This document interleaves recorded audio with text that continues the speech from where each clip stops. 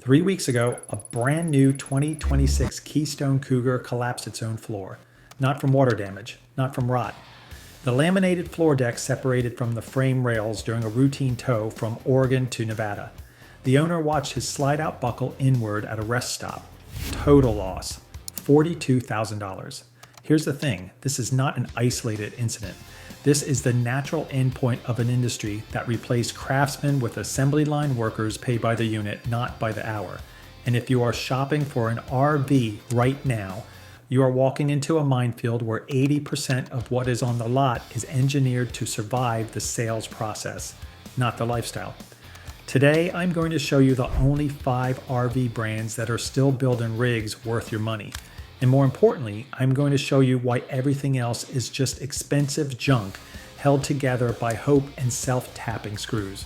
By the end of this, you will stop shopping like a victim and start thinking like an auditor, because the brands that survived my forensic review, they did not advertise their way onto this list. They engineered their way onto it.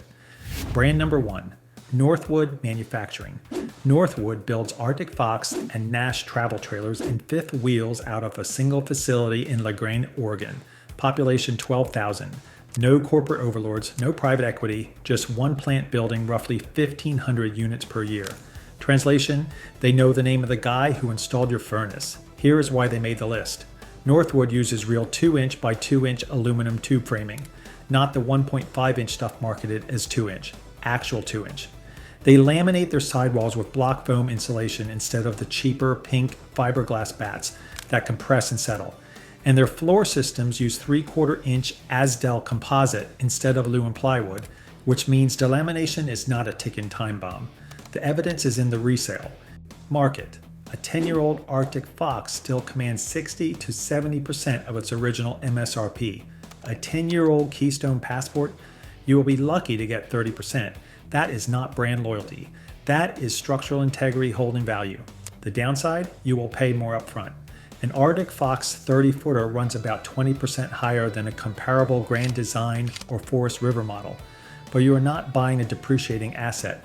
You are buying a tool that works in 15-degree weather without the furnace cycling every 11 minutes because the walls are bleeding heat. Brand number 2, Outdoors RV. Outdoors RV operates out of a facility in Caldwell, Idaho. They build everything from lightweight travel trailers to heavy fifth wheels. And every single unit is 4 seasons certified, not winterized, certified.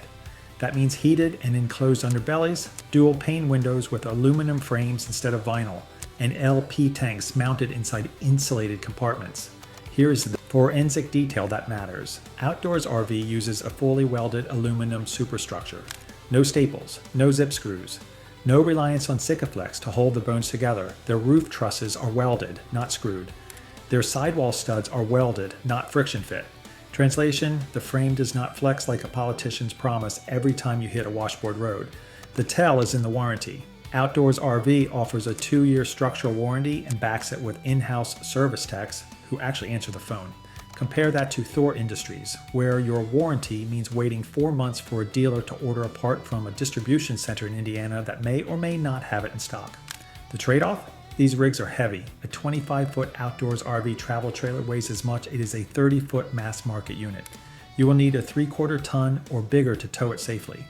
But weight is not a design flaw when it comes from thicker walls and stronger bones. Weight is honesty. Brand number 3, Oliver Travel Trailers. Oliver builds fiberglass egg-shaped travel trailers in Hohenwald, Tennessee. They have been in business since 2008, and they build roughly 250 units per year. Every Oliver is a hand-laid fiberglass monocoque shell. No wood, no laminated sidewalls, no slide-outs to leak or jam. Just a single continuous fiberglass structure bonded to an aluminum frame. Here is why this matters. Delamination is the #1 structural failure mode in modern RVs. It happens when the thin aluminum skin separates from the aluminum substrate, because the adhesive fails or water intrusion compromises the bond. Oliver does not have this problem because there is no lamination. The shell is the structure. The structure is the shell. The proof is in the used market. Oliver resale values are borderline absurd. A 15-year-old Oliver Legacy Elite 2 can sell for more than its original purchase price if it has been maintained. Show me a 15-year-old Jayco that appreciates. I will wait. The limitation? No slide outs, no expandable living space. You get what you see. For some buyers, that is a deal breaker. For others, it is a feature. Because every slide out is a future leak, a future alignment issue, and a future motor replacement. Brand number 4, Escape Trailer Industries. Escape builds small fiberglass trailers in Chilliwack, British Columbia. Their lineup includes the Escape 19 and Escape 21, both of which are molded fiberglass shells with welded aluminum frames and no wood construction. These are not luxury rigs. These are function-first tools designed to survive Canadian winters and Pacific Northwest rain.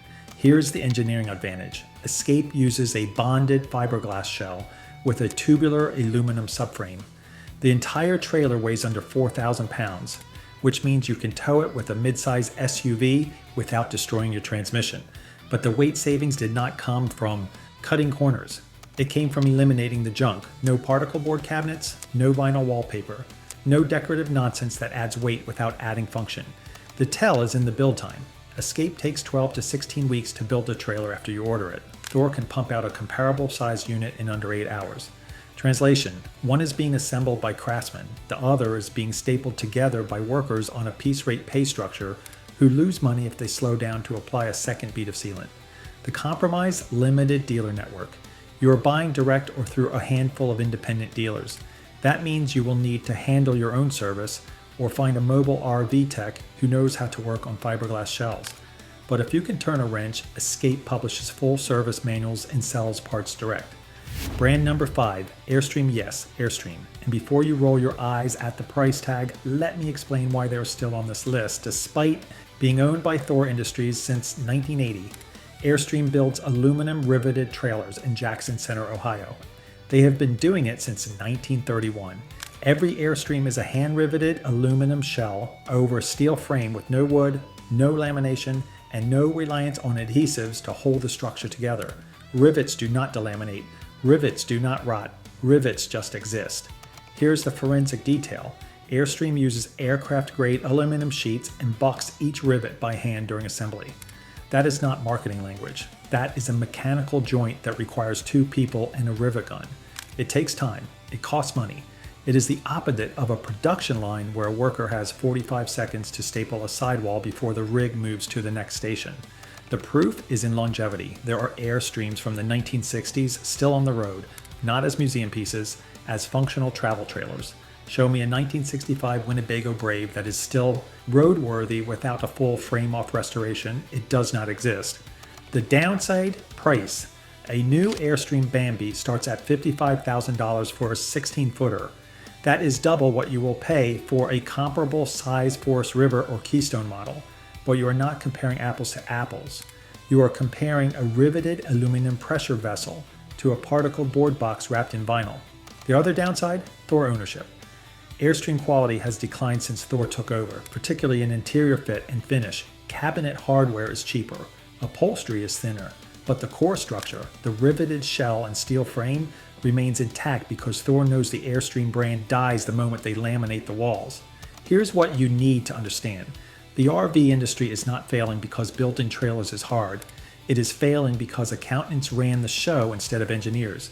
Because private equity firms bought heritage brands and strip-mined them for quarterly profits. Because piece rate pay turned craftsmen into assembly line workers who lose money if they take an extra 30 seconds to seal a seam properly. These 5 brands survived my forensic review because they refused to play that game. Northwood, Outdoors RV, Oliver, Escape, and Airstream are still building rigs the old way. Slower, heavier, more expensive.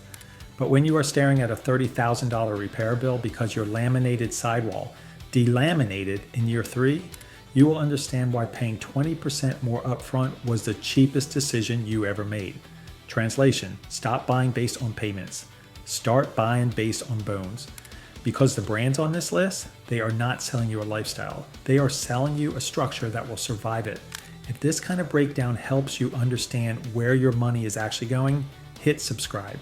Most channels will not touch this because they need dealer relationships. We don't. Because the moment you stop shopping like a victim and start thinking like an auditor, the entire sales floor loses its power. Do not let them take your retirement savings with a slide out that will not close and a floor that will not hold weight. Know the engineering, because the more you understand what you are buying, the harder you are to sell junk to.